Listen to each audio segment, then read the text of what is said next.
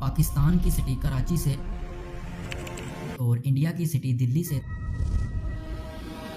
तकरीबन 13,000 किलोमीटर दूर ये है एंटार्क्टिका। एंटार्क्टिका दुनिया के 7 कॉन्टिनेंट में से एक कॉन्टिनेंट है। एंटार्क्टिका का साइज इतना बड़ा है कि इसमें इंडिया जैसी 4 कंट्रीज और पाकिस्तान जैसी 16 कंट्रीज आसानी से फिट आ सकती हैं। अगर इसका एरिया वाइज अंदाज़ा लगाया जाए तो ये 13.66 स्क्वायर किलोमीटर्स बनता है। लेकिन हैरानगी की बात यह है कि इतना ज़्यादा एरिया रखने वाला कॉन्टिनेंट पिछले कई 100 सालों से किसी भी इंसान के रहने के काबिल नहीं है। अगर इसकी क्लाइमेट की बात की जाए तो पूरे साल के अंदर एंटार्क्टिका का औसत टेम्परेचर -57 डिग्री सेल्सियस तक होता है, लेकिन सर्दियों के मौसम में इसका टेम्परेचर -57 डिग्री सेल्सियस से -90 डिग्री सेल्सियस तक जा पहुंचता है। नाजरीन, इसका अंदाज़ा आप इस बात से लगा सकते हैं कि माउंट एवरेस्ट का टेम्परेचर पूरे साल में -17 डिग्री सेल्सियस से लेकर -60 डिग्री सेल्सियस तक रहता है, जबकि एंटार्क्टिका का टेम्परेचर -57 डिग्री सेल्सियस से स्टार्ट होकर -90 डिग्री सेल्सियस तक रहता है। और यही वजह है कि एंटार्क्टिका कॉन्टिनेंट में टेम्परेचर की ज्यादती की वजह से इंसानों का इस कॉन्टिनेंट में रहना पॉसिबल नहीं है। इसके अलावा इस कॉन्टिनेंट में हर वक्त तूफानी हवाएं चलती रहती हैं। इस हवा की स्पीड 200 माइल्स पर आवर होती है। नाजरीन, पूरा एंटार्क्टिका बर्फ की बड़ी बड़ी चादरों से ढका हुआ है, जिसकी गहराई 1 मील से भी ज्यादा है। यहाँ जब बारिश होती है तो जमीन पर गिरते ही बर्फ की शक्ल इख्तियार कर लेती है। एंटार्क्टिका पर रिसर्च करने वाले जियोलॉजिस्ट और रिसर्चर्स के लिए एक खास किस्म के स्टेशन तैयार किए गए हैं, जहाँ जरूरियात जिंदगी की हर चीज अवेलेबल है। इन स्टेशंस को इंतहाई मजबूती से तैयार किया गया है ताकि ये एंटार्क्टिका की तूफानी हवाओं का आसानी मुकाबला कर सकें। साइंटिस्ट, रिसर्चर्स और जियोलॉजिस्ट की टीम्स हर दिन इस वर्ल्ड को एक्सप्लोर करने में लगे हुए हैं।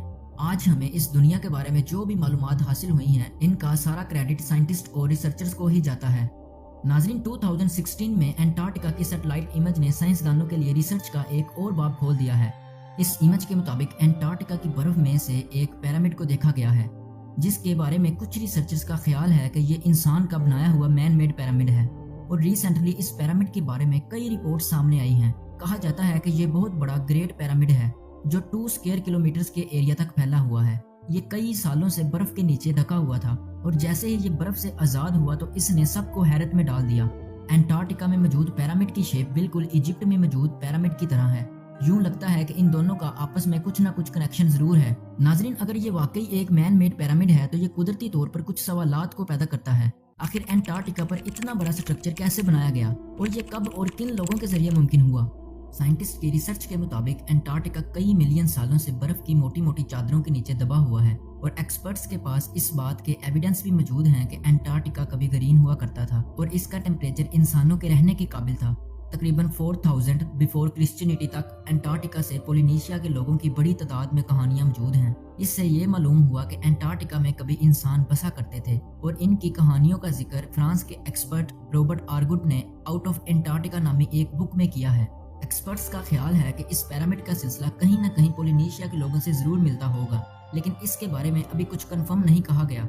नाज़रीन, इसके अलावा एंटार्क्टिका में और बहुत से राज पोशीदा हैं, जिनमें से कुछ डिस्कवर किए जा चुके हैं और बकिया तमाम वक्त के साथ साथ खुलकर सामने आ रहे हैं, जिनमें से चंद एक पर आज हम बात करेंगे। Number 1, blood falls. ये एंटार्क्टिका की एक मिस्टीरियस वाटरफॉल है जहां आइस के नीचे से रेड वाटर कंटिन्यूअसली निकलता रहता है। बाहर देखने में यूं महसूस होता है कि बर्फ के नीचे से खून बह रहा हो। इसी वजह से इसे ब्लड फॉल का नाम दिया गया है। इसके अलावा जिस जगह से ये वाटरफॉल डिस्कवर की गई वहाँ टेम्परेचर मुसलसल -17 डिग्री तक रहता है। नाजरीन, इतनी ठंड में तो इस पानी को जम जाना चाहिए, लेकिन कैसे ये पानी लेक से कंटिन्यूअसली निकल रहा है? दरअसल इस लेक का पानी सॉल्टी है और सॉल्टी वाटर का फ्रीजिंग पॉइंट प्योर वाटर के फ्रीजिंग पॉइंट से बहुत कम होता है और इसके अलावा इस वाटर में बहुत ज्यादा आयरन मौजूद है।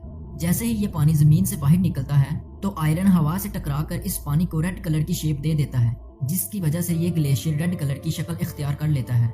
इस वाटरफॉल को पहली बार ऑस्ट्रेलिया के जियोलॉजिस्ट गिफ्ट टेलर ने 1911 में डिस्कवर किया था।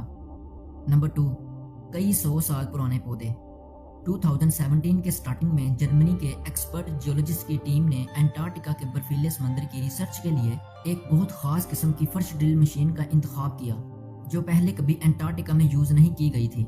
इस मशीन को यूज करने के बाद जियोलॉजिस्ट हैरत में डूब गए, क्योंकि उन्हें 60 से ज्यादा मुख्तलिफ किस्म के पौधे देखने को मिले, जो आज आपको साउथ इटली में मौजूद रेन फॉरेस्ट में मिलते हैं। ناظرین اس کے علاوہ انٹارکٹیکا میں اور بہت سے راز پوشیدہ ہیں جن کے بارے میں ہم کسی اور ویڈیو میں تفصیل سے ڈسکس کریں گے۔ دوستو میں امید کرتا ہوں کہ آپ کو ہماری یہ ویڈیو پسند آئی ہو۔